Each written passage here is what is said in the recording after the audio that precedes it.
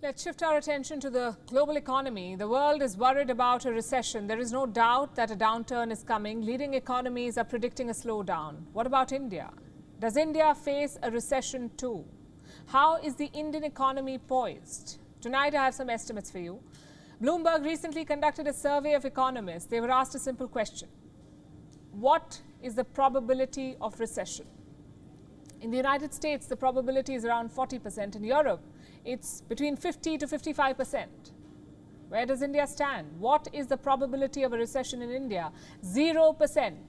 That's what economists say. There is a 0% chance of a recession in India. The Indian economy could dodge a recession. That's also the assessment of India's central bank, the RBI, the Reserve Bank of India.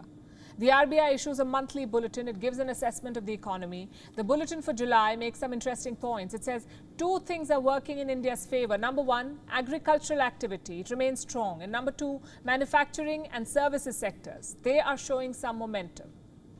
Here's how the RBI assesses this. And I'm quoting.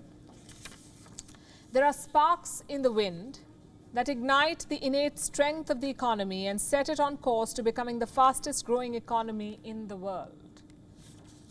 There's one more thing that's helping India, and that's Russian supplies, especially the oil purchases. In April, Russia was the fourth largest crude supplier to India. Since then, India has ramped up imports of Russian crude. According to one estimate, they've climbed by 50 times, 50 times since April. How much oil has India bought from Russia? We don't have any official numbers, but there are some estimates. Since March, India has bought more than 66 million barrels of Russian oil. And it is not just oil. Indian imports of other Russian goods have also gone up. What does India import from Russia? Coal, soybean, sunflower oil, fertilizers. And the reason for this is obvious. Russian supplies are cheap. And that has helped the Indian economy. Let's come back to the example of oil. Russian oil was $36 cheaper than the international prices. Do you know how much India saved by buying Russian oil?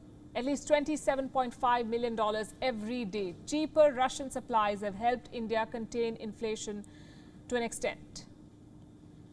And let me be clear, I'm not saying that inflation has come under control in India. There are still worrying shortages of essential goods, and that's still hurting people.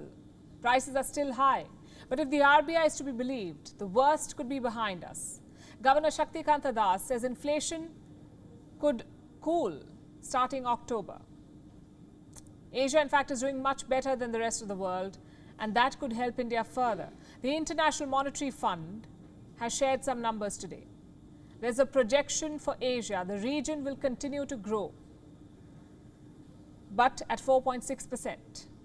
That's the growth rate the IMF is projecting. What about India? The IMF predicts strong performance by the Indian economy. It projects a 7.4% growth rate for India.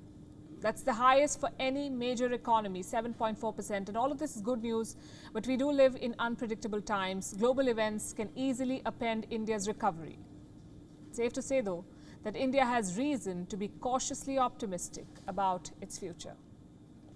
WION is now available in your country. Download the app now and get all the news on the move.